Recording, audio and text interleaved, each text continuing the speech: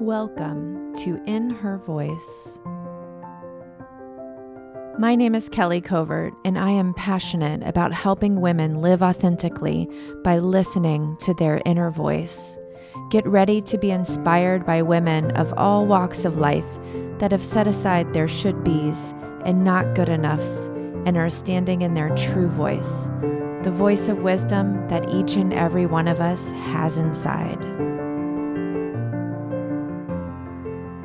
Hello, everyone. You are listening to episode 18 of In Her Voice. My name is Kelly Covert, and I'm your host and guide as we talk to women of all walks of life about how listening and connecting and living by your inner voice makes such a difference. I'm so excited to have Kate D. Mahoney on the show with me today. Kate is a speaker and activist and the author of the book, The Misfit Miracle Girl. When she was 14, she was diagnosed with multiple organ failure and went on to become essentially a miracle, the miracle that led to the canonization of Sister Marianne Cope. And before you think about turning it off and you're like, well, I'm not Catholic, I don't really want to listen to that. We're not talking about the miracle. We talk about it a little bit, but what we're really talking about is identity. We're talking about how to understand who you really are and how to listen to your inner voice to find that out. We're talking about how to find and use your voice to speak for those who can't, and how when you do that, that helps define what your voice is and helps you connect with your own voice. It's really, really powerful. I actually met Kate at a book club. She came to speak to the book club that I'm in, and I immediately just felt this connection with her, and I talked to her after, and I invited her to be on the show. And so this was so fun to have her face to face in my studio. And I really think that you guys are going to love this interview. One of my favorite things that we talk about is at the very end, we talk about the freedom that comes with realizing we don't have to fit into just one mold. That we can be so many things at the same time, and that we only need to give ourselves permission to do that. And then we also talk about the difference between doing and being, which I think is an important discussion to have, especially among today's women. So you guys are in for a treat. Sit back and relax and enjoy my interview with Kate D. Mahoney. Welcome, Kate. I'm so excited that you're here with me. I'm so excited too. Yay. Yay. So I'm so privileged to have Kate right in the studio here with me at In Her Voice. And I want to dive right in and ask you, I think it's important to frame our conversation with the story of your miracle. And I don't want that to be the whole focus of our talk today, but I think it's interesting and I think it's important. So why don't you just give us like the quick version of that, and then we can go from there. Absolutely. So if I dive right to the center of what is miracle, I had multi-system organ failure at the age of 14, meaning that my kidneys, my liver, my lungs, my heart, my skin, my blood, and a couple of others were in an active state of failure. And I was in a coma for 47 days in the hospital.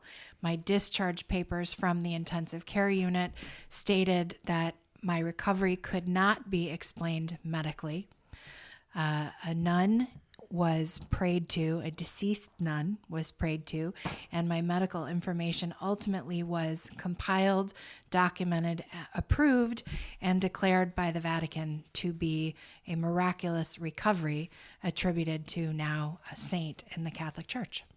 So you are actually, by the Catholic Church, considered to be a miracle. Yeah. Kate Mahoney. Wow. Yeah. In certain circles, I'm a very big deal, but in most of the world, I'm like everybody else. You know what? You're a very big deal here. Oh, thank you. And Yay. not because you're a miracle. Yes. But awesome. because you're you. Thank you. And I think that's what I want to dive into. So you have this sort of mantle set upon you, a crown, or like I almost picture, like a beauty queen with her, her. That would be the first thing, time anybody said her ribbon across, like Miss Miracle or whatever. what do you do with that? I mean, how do you get aligned with who Kate is when you have that thrust upon you? Well, that's a great question because I was raised to believe in things like miracles, but on a sliding scale from the Bible to Albert Einstein, who also said the world can be viewed as all miracles or no miracles. I'm totally paraphrasing that. And so when miracle label was slapped on me, there was such a level of grandiosity that it seemed to disconnect me from the belief of all the simple, beautiful miracles in my life. And again, like you said, we're not trying to make the focus on miracle. But for me, the miracle is the thing that shifted my perspective in terms of being able to own who I am, decide what I'm comfortable having other people tell me I am, and just letting it, slide off my back, or really where my voice was going to come into play so that I could have some ownership of the whole experience. Right. So who are you? I think I'm still the same person that I was as a little girl. And I joke with a lot of people that I have finally harnessed my inner Claire Huxtable. And I grew up in the era of the Cosby Show. And Me too, lady. Thursday and Friday night was appointment television where all manner of comedies and crises were solved in 30 minutes, right? So there was this model of trying to dive in with dialogue to the heart of things, even if it wasn't totally fleshed out. And I remember watching Claire Huxtable as a little girl thinking, oh my God, I want to grow up and be her. I absolutely want to be her. And that even made me think later that I wanted to be a trial lawyer because that's what Claire Huxtable was. But that was way beyond my scope or skill set. And, I really liked acting and I liked characters. And my dream for myself as a little girl was that I would be an actor and have a level of celebrity that enabled me to turn around and use my voice to advocate for others. And while I am in no way a celebrity across different boundaries, I have a level of success and a level of notoriety that allows me to use my voice to speak to people and in every way advocate for others. So that's what I mean when I say I'm the same person I was as a little girl. Mm-hmm. And do you feel like that person, that Kate that you just explained, do you feel still really connected to that miracle? I feel connected to the miracle that certain people talk about in the public eye the same way I feel connected to the moment my parents told me we were moving to Ireland, or the same moment I realized I was in Chicago. I'd been there less than 12 hours and my grandmother had died. There were different defining pivot points. Mm-hmm. And I really do have, I think, the same level of attachment to each of them. And I suspect that will prove true as I grow older and have more defining moments. Mm-hmm. So this podcast is all about how we listen to our inner voice and how that has changed our life. Mm-hmm. And so can you think of a time when you weren't listening to that? Can you tell us about maybe a story? I know you're a storyteller. So maybe a story of a time that you weren't and what that felt like for you. I think for me, it's most obvious in the context of health. And what I mean by that is I was diagnosed with cancer on summer vacation and I had to be enrolled in a new school. So I come into the new school and I'm no longer the kid who was a soccer star in, the neighborhood soccer team. I wasn't the piano player who had played with the Alexandria Symphony. I was the new kid and the kid with cancer, and I didn't really have my support. And I think rather than listening to what wanted to come out of me, I let a lot of the other voices dictate. So then I kind of became the self-fulfilling prophecy of being the kid with cancer.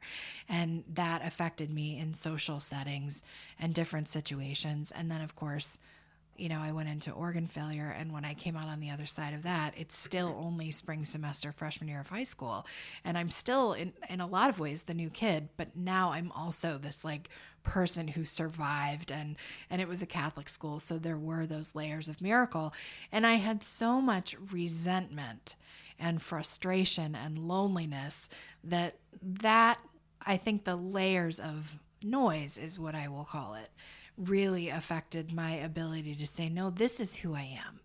Because every time I wanted to speak, there was the technical piece that I had been intubated for 47 days. So I couldn't really be heard. I mean, sitting across from you at this distance, you still might not have been able to hear me speak. So how does a person harness an inner voice if they don't have an outer one? There was that conflict of, I know what I want to say and I know who I am, but to try and explain that to anybody, I don't have the breath, I don't have the energy, I don't have the capacity for that. So I really sort of then turned inward and was much more isolated and much more sad as a result of that. I think that's so interesting how you're relating the fact that your outer voice was literally not working with how you weren't able to speak through that with your inner voice. And I think that happens a lot with women today. Like it may not be that their voice doesn't actually work, but they're in circumstances where they feel silenced. Absolutely. And they don't understand how to get that voice out. And so, I mean, what would you say to women like that, having gone through that actual, like literally, if you could change that, or I think that we always learn from our experiences. Sure. But on the same note, looking back, if you could have done something that would have helped you pull yourself out, to connect with that inner voice, to speak your truth, what would you have done, or what would you say to women who feel that way? For me, it's even still an evolving journey. Of course. Because I have, even in my weakest moments with no audible inner or outer voice, I have been able to speak on behalf of others. I have always felt that I have a capacity to step in and give a voice to voiceless. And it hasn't always been packaged quite that way, but in the context of high school, there's so much room for misunderstanding and bullying and such. So for me, I think what propelled me forward was being able to trust what I knew needed to be voiced for someone else. And then on the back end and on the underneath part of that was when I was working on me. And I'm not sure I could go back to 14 and really say, well, this is how I would have done it differently. Of course not. Because as a 14-year-old, oh my God, every moment is extreme, whether it's the most mundane of circumstances or an actual real tangible crisis. But in the context of what would I say to somebody today, I really think it's about owning all of it. There are so many times I have gotten up in front of a crowd to talk about my experiences, and the lump in my throat was so big that the tears came. And it was very humbling and embarrassing, and there were a lot of negative language to that. But on the other side of it, it was raw and it was true, and it was right there for everybody to see. And the result of that was a lot of people came up to me and said, I had no idea. It wasn't until I really saw it on your face that I realized how important this was, or I never thought about something that way. So even in the most upsetting circumstances where I'm not the most polished version of myself, I'm the most honest. And I think that's a message that all women can benefit from, because I think not only have we lived in cultures and societies for decades where we are given our value by the tasks that we do and not simply the people we are, but there's also something to be said for just owning the whole process. And I think there's a perception that a lot of women have, that they convince themselves that what they have to say doesn't matter. And I mean, I wrote a book, so I have a product, and isn't that great? Right. But that doesn't mean that I think everything out of my mouth is incredible any more than I think staying silent is valuable. So it's a delicate balance. Mm-hmm. I love that. And I think what was really interesting is that you said this idea that you were always able to voice for the voiceless. So as a mother, I hear that even to another extent, like you were able to take care of others oftentimes, even when you weren't able to take care of yourself. But that in the taking care of others, you found that self-care, you found that self-love. Can we talk a little bit about that cycle? Because I think that sometimes as women, we're nurturers. That's a feminine quality, and it's needed and it's necessary. But sometimes we can be so extreme in that, be so giving all of the time that we do that. There's a cost. We pay a price for that. Well, and we're also rewarded for overextending ourselves, right? I remember, I don't know how long ago it was, but it was when Oprah had this campaign that was called Follow Your Bliss. And Chris Rock was on her show, and he was like, can you imagine if a dude came home to his family and said, I'm going to go follow my bliss? Chaos would erupt in the context of a family where somebody chose to go after happiness. And I just remember thinking that was so odd. And then a few years later, I was out in Colorado, and somebody said to me, what do you do in your life that makes you happy? As opposed to what's your job, what's your role, what defines you? And I was like, what is this magical place that I've entered into where nobody cares about what my job is? They really want to know about my heart and my soul and my brain and the parts of me that all function together, right? So then maybe a couple weeks ago, I ran into an old friend at like Staples or something. And I said, so what are you doing? And she's, rattled off a list of errands like so many women. And I said, well, are you happy? And she said to me, who even knows? And she laughed. And I thought, oh my God, this is devastating to me. Like, you have no idea that you not being able to communicate happiness is affecting me in this way that I now want to get on a bus with a megaphone and make sure that everyone can find their bliss, that full circle moment. So I think with women especially, and I don't want to just say it's women, because I think all people fall prey to this. But there's that which we do for other people that is so satisfying because we have tangible results. And then there's that which we do for ourselves that doesn't necessarily get publicly celebrated, but it's still very empowering. And I think you can't have one without the other and have any kind of sustainable life. So for me, I am so grateful that I quit my job and took care of two very sick parents, that I was home when my dad died, that I was able to not go back to work and be with my mom as she got through having a brain tumor and then recovering. And I think to myself, over on one side, there's this deep, deep gratitude, but there's an awareness that what have I done for me? And then if I start to talk to people about how I haven't really done anything for myself, judgment starts creeping in. Oh, man. Like, what do you need? I mean, what do you mean do for yourself? You're so great because you almost died taking care of two people. You know what I mean? So it's a conversation that is always worth having, I think, in terms of balance. This idea of I need to do something for me in order to be able to take care of those people around me, we brush that under the rug. Yeah. Like, we expect ourselves to be super women who can just do anything and everything all day long, and we're not filling up. Right. We're not taking care of the most important thing. Like, if we're the people doing the caregiving, we're the most important thing in that formula. Yeah. What I thought of while you were saying that about all of the things that we're doing, you see somebody, she lists out all the things she's doing, is this idea of we make a to-do list every single day. I do it. Make a to-do list because I can't keep track of anything in my head, right? But how often do we sit down and we make a to-be list? Right. What do I want to be today? Yeah. I want to be happy. I want to be joyful. I want to be compassionate. That to me is the most important thing, because then our to-do list can reflect those things.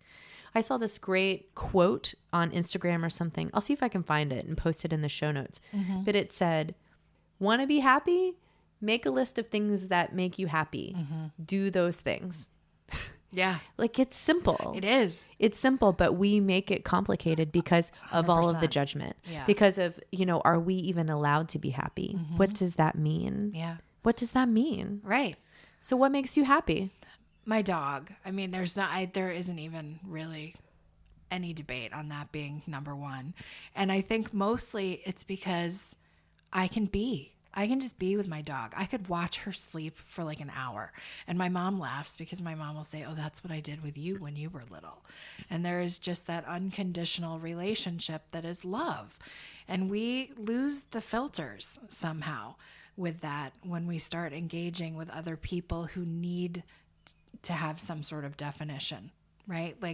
But in the context of what I'm doing right now in my life, I am going back to Virginia this weekend to do a book signing. And a couple of weeks ago, I was down there to do like the prep meeting and to visit with some friends.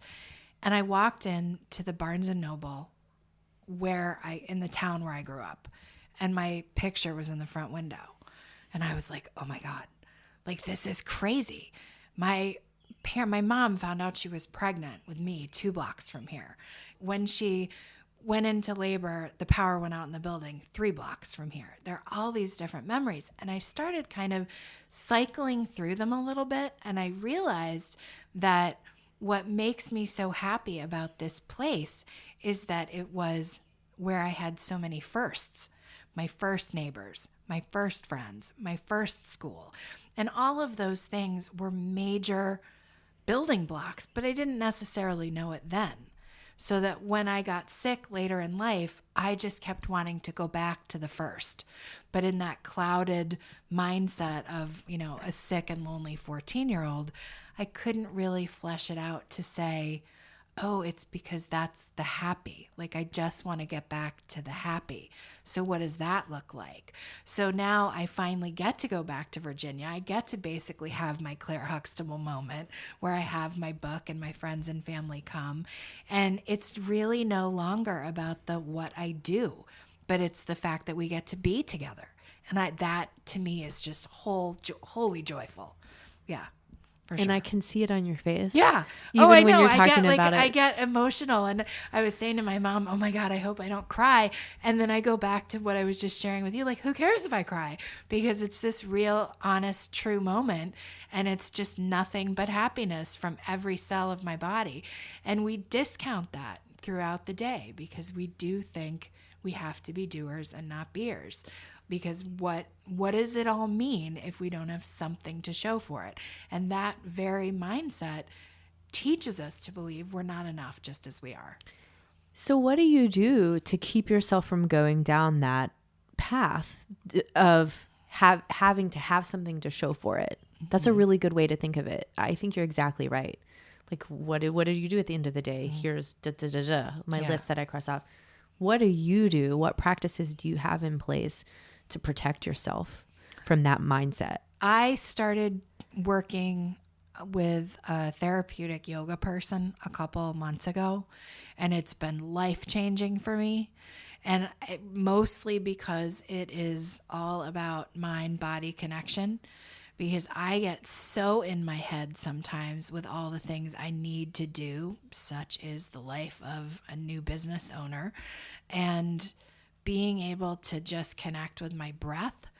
And it started where I just kept telling myself, I need to do yoga. I need to do something. I need to do meditation. So I do the guided meditation, but the whole time I was listening to the guided meditation, it was like, okay, so when the meditation is over, then I'm going to go do 12 more things. So I wasn't fully being present and quieting myself. So I have mandated like once or twice a week where I get out of my house and I am in this space. And what has happened for me is that the second I walk in the door, it's almost like dog obedience. It's like when you're in this place, you will be quiet and present. And so it took some time. It took a couple of months for me to be able to find something where Now, if I'm at Wegmans or on the phone or in the midst of a crazy part of my day, I can just say, okay, go to that place. How do you feel when you're in that room? How do you feel when someone is reminding you that you're not these separate fragments, but your body and your mind and your heart and all of it is all together? And that really does serve kind of as my anchor point throughout any given day. That's really good. And I think that it's worth pointing out that you recognized, so you had this inner urge, you knew you needed something. That's your inner voice, right? But you also recognized you needed the support to do that. You needed the structure. I like to call it building a scaffolding around, because sometimes you need help, and it's okay to ask for that. It's okay to have that accountability built in to your day. You don't have to do it all on your own. You use the word structure, and I think we kind of still live in a divided culture where structure is for doers and like yoga is for people who just be. So you're either type A or you're hippy dippy. You know what I mean? Yeah. And I absolutely don't believe that, because as a storyteller and a human being, I love the dichotomy of all people and think we're both, hence the title of my book, Misfit Miracle. And truly, I just think that I want to go back. I appreciate that you say, yes, I recognized it, but the process of going from recognizing it to actually applying it and getting results from it was a lengthy one that was really challenging, because it went from like my dad dies, my mom is sick, and people say things to me like, so now what? And it's like, oh my God, are you kidding me? Like, I have essentially just manned the Titanic by myself, and I went down. And so there is that. I mean, it's really lovely that we live in a world where we want to keep nudging each other. But when you're really kind of broken and your mind and your body aren't totally gelling, for me, it was a major breaking point. So I took a couple different avenues, whether it was nutrition or therapy or what have you, to get me to this place where I now feel like the mind supports the body supports the mind. And that is another big thing for me. That is really good stuff, Kate. I really appreciate all of what you're saying. And I want to kind of dive into how your health speaks to you. Because I really believe our mind and bodies are connected. And oftentimes we discount what our body is telling us, what signals our body is sending us. So we get a cold, we think we just got a cold. What else is our body telling us when we have that? So can you speak into that a little bit? Because I know that you've had a long journey with your health. Yes, I'm a professional patient. I guess in terms of listening to my body, the inner voice has been the most powerful when I have not paid attention or allowed myself to be bound by restrictions, like whether insurance covered something, whether someone else thought that what I was trying to pursue was of value. We're in this fascinating, important, privileged time where we're having a conversation about health and care. You know, I've said that in a couple different places. And I think that not being able to get access to care is something that I have been fortunate enough to have a very powerful inner voice that says, screw that. If this is what I need to get myself to the healthiest version, then I'm going to go after it. And 9 times out of 10, I've been able to work out something, whether it's a payment plan or just have a thoughtful conversation with someone who could offer me some insight that I might not have been able to get from a different practitioner. And I don't mean to shift the dialogue into one about, you know, coverage or no coverage, access or no access, but that is a big piece of my inner voice where my health is concerned, because I do think there is room on a sliding scale from homeopathy to allopathic medicine for how we care for ourselves. And just like I don't think all people are happy or all people are sad, I don't think one track always works for someone. You know, we all we all have a story. So we all have experiences that inform our behavior in present day. And sometimes, for years when I was working, when people would ask me who I am or what's your story, I would start at age 14 when I got sick. And it took me like 15 years to be like, oh, there were like 14 years of story prior to that paints a very different picture of a very healthy person. So knowing that now that I haven't really offered full disclosure. Sometimes when people ask me what my story is, it's bringing into light that there's a healthy, happy person, and that's my baseline, and honoring that. And so when I get a cold or when I get a flu, saying, okay, this is not going to turn into a crisis of mass proportion. Or it might, but you have all the tools to get through it, whether it's reaching out for resources for people you haven't met yet in different medical fields, or just saying to myself, how are we going to go about this? Is this just as simple as I need a nap? Right. Did you struggle with redefining yourself as a healthy person after what you've gone through? Yes, absolutely. And I have had, in the last month, I've had skin cancer, and that's not new. I've had that a couple of times, but I also have a diagnosis of atypical anorexia, which is absolutely connected to some stuff that was in my childhood and a result of being a young person and having body image issues and living in a body that had a lot of toxic chemicals from chemo. So there is a part of me that looks like now I'm closer to 40 than I am 20, and now I'm just aging like other normal people. So does this, if I frame it like I'm actually never going to get a break from being sick, that I can spiral into an overwhelming place pretty quickly. But if I just say, okay, you've been through that, which means you're able to do this and you're able to plan and experience whatever's going to come, then I can kind of chill out a little better.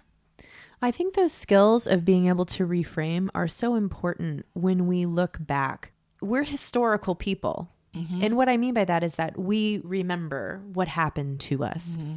and we create stories out of that define who we are. Mm-hmm. And I think that we need to walk that balance of understanding and looking back, but also knowing that going forward, that those moments don't have to define us in only one way. Absolutely. So how do you learn from your story? How do you take that story and make it what you need it to be now instead of what it was when you were 14 or when you were 21 or when you were 30? Yeah, that's a great question. And I am one who was raised by people who were lifetime learners. So it's exciting to me to encourage myself to stay open-minded and kind of take everything like a wave that just washes over me and not like a wave that knocks me back into Titanic status, Mm-hmm. But I think really for me, I have to go back to the structure. And it's important for me in a day-to-day way to have a few things that I cross off both my to-do list and my to-be list before I even walk out the door, and sometimes before I even get out of bed. Because I've recognized now, and I think some of it is just the aging process, but I recognize now that I'm the one that sets the tone for the day. But there are things I must do. Like when my alarm goes off, it's usually before the sun. And that's when I can attend to some emails and not get overwhelmed. Because if it's 10 o'clock and the rest of the business world has already started and I open up my computer and I have 100 emails, I get thrown off course. So I let things sit if I don't have to have an immediate response. And I am clearer and quieter in the morning. So I'll do a handful of emails. And then my dog will wake up. And literally every morning, she will like nuzzle up to me and do this army crawl up the bed. And I look at her and I say, is it time for puppies to start their day? And she wiggles and tells me that it is. And it's like, okay, so now we're going to shift away from email. We're going to go out. We're going to walk. We're going to play. We're going to have Dolly and mommy time. And no one else is really part of that. That's like nature and just us. And then I come back and it's about, okay, what have I got going on today? How am I going to fuel myself? And if I've got a breakfast meeting, then I manage that. If I can stay in my pajamas and make myself a really nice meal with pretty dishes and linens or whatever, and treat myself in a way that no one ever gets to see, then that sets me up for success and tells me that I'm enough before I even walk out of the house. So much goodness there. There's so much goodness. And I think what really strikes me about what you're talking about, your daily rituals, your morning rituals, is that they're simple. It's not complicated. I think sometimes we feel like our rituals have to be spiritual and deep. And sometimes we need that. It's that grandiosity piece again. Right. And I think we should have some rituals that are like that, like your yoga. But also some of our rituals are simple. Saying the same thing to your puppy every day. Making yourself a nice meal, or choosing to put makeup on if you have a gig or whatever. Right, yeah. And I love that you highlight those things, those different things in your life. So I appreciate that. Because sometimes we get stuck into thinking it has to look a certain way, or it has to be a certain way. One thing that you said about structure, coming back to that, it seems to be a theme, that I had a thought when you were saying it and then I forgot. So it came back, which I'm excited about. And that is this idea of juxtaposition of opposites. Yeah. I totally dig that because I'm in this place where I am beautiful and imperfect. I am strong and vulnerable. Like I really latch on to all of that about myself. And I never thought of what you said about being type A and like a free spirit. Because I can't, sometimes I'm like, I can't figure myself out because I feel like I'm a free spirit, but then I have to have a to-do list every day. And I just wanted to point that out to everyone that's listening. We don't have to fit into only one mold. Right. And can you talk about the freedom that brought you when you made that discovery? Oh my gosh. Once I realized that I alone could give myself permission and then fill in the blank, right? It was like, I felt like I levitated because I just could not believe that I had to go through kind of the euphoria despair where it was like, I can't believe it's taken me this long to like figure it out. And then, I live in a day where I've got it all figured out and look at me, I've given myself permission to do whatever I want. And then 3 days later, I'm like, crap, I still have like 12 loads of laundry to do. And, I've let things slide because I was so empowered and on the high of my own life.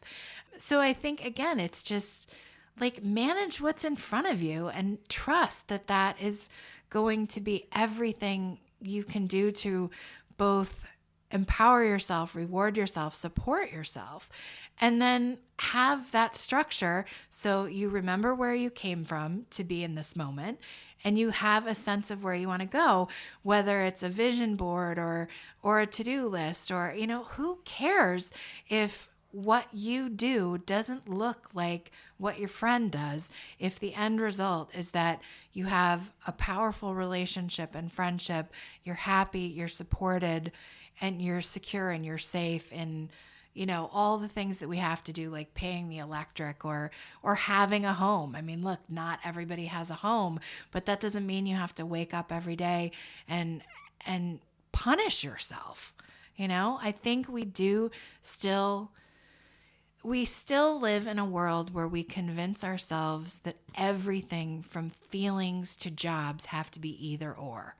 I have to have millions of dollars in order to be happy.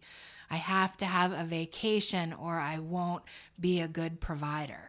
Who's to say you can't have a vacation for 8 minutes every single day or 30 seconds just breathing, looking out your back window, Yes. Can I just if I was a cheerleader, I would do a jump right now. Yeah. I love, instead of thinking either or and. Yeah. And I mean, that's from some of my improv background. I sucked as an improviser because I really am more structure oriented and like scripts. But that concept of yes and it goes back to what you were saying when we sat down. It is so simple. And sometimes we are so willing to ignore what is simple because we think we have to have conflict, and we just don't. Right. We get to choose. We get to choose how we're going to feel. We get to choose what we want to be. We get to choose the things that we're going to do to be what we want to be every single day. And the way to do that is to be aligned with our soul, to be connected, to understand where that's coming from and where we want to go. Yeah. That's where our peace comes from. Right. Right? Right. This is so beautiful. And I feel like I want to keep going, but I feel like if I keep going, that will be like another hour. So I think that this is a really good stopping point. Sure. Because I love this, what you're talking about so much. It doesn't have to be hard. It can be simple. Yeah. And we can give ourselves permission to let it be simple. So beautiful. So Kate, why don't you take a moment to let our listeners know where they can find you, where they can get your hands on your book, and sort of what you have Thank you. going. Yeah. So my memoir, it's really a memoir around this miracle experience I had, but there are several points of interest, whether it's travel abroad or working as an actor in Chicago or living as a caregiver. It's called The Misfit Miracle Girl, Candid Reflections. It came out in January through Divine Phoenix Publishing. It's available at Barnes & Noble, online, and in select stores. I'm in the midst of touring the country right now. It's also available on Amazon, and you can connect with me through my website, katedmahoney.com, also via Facebook, The Misfit Miracle Girl, as well as Instagram and Twitter. Fun. And I will put links to all of that in the show notes. So if you don't remember all of that, because I wouldn't without writing it down, you can go to the show notes at kellycovert.com and get connected with Kate and read her book. I've read it. It's very good. I highly recommend it. And to wrap things up, Kate, I just want to honor and acknowledge you. Thank you for coming here today into my home and for your willingness to be open and vulnerable with us, to share your deepest moments and things that were hard for you and things that were easy for you. I thank you. Thank you. This has really been a treat for any listeners. I'll just add, Kelly and I met not too long ago, and the first question she asked me about my book was so thoughtful and insightful. I instantly thought, I have to know this person. And so to now be here with an opportunity to actually interface a little bit is such a joy. So thank you. Right back at you, sister. Right back at you. Thank you so much. And I'm sure we'll be talking soon. I hope so. Thank you so much for being here today. I really hope that you enjoyed that interview with Kate. It was so fun to have her right in the studio with me. And I just love what she has to say about this idea of letting go of all of the things we think we need to do and focus on who we want to be and how we want to feel and how we are worthy right now to feel that way, to be happy. To be happy. We can choose that each and every day. And I hope that you will choose that for yourself this day and this week as you go about your to-do list, really thinking of, okay, what's going to be on my to-be list today? So for those of you who need a little bit of extra support, and let's face it, ladies, who doesn't, I would like to invite you to join my free private Facebook group, The Worthy Collective. It is a group of amazing women just like you who are really putting into practice this idea that they are worthy right this minute, and they are connecting and listening with their inner voice on a daily basis. If that sounds good to you, I want to invite you into this warm, welcoming group of women, and you can find the Worthy Collective at kellycovert.com/worthy. And of course, all of the links that we mentioned today will be on the show notes page at kellycovert.com. And you can just hit the podcast tab and you will see all of the goodies right there. And you know what else you can do while you're on that podcast page? There is a link to my iTunes page where you, yes, you can leave a review for In Her Voice. And I don't know if I told you about it already. I think I did, but I'll remind you. I set a huge, big, hairy goal of having 100 reviews on iTunes. And right now I have 18. That's 3 more than the last time I talked about this. So thank you all who are leaving reviews. And if you haven't and are really loving In Her Voice, please go leave a review. It really helps people find the podcast so more women can learn about this amazing power of listening to their inner voice. So as always, I want to remind each and every one of you that you matter, you are important, and the gifts that you are bringing into this world are needed. Please be you and shine brightly.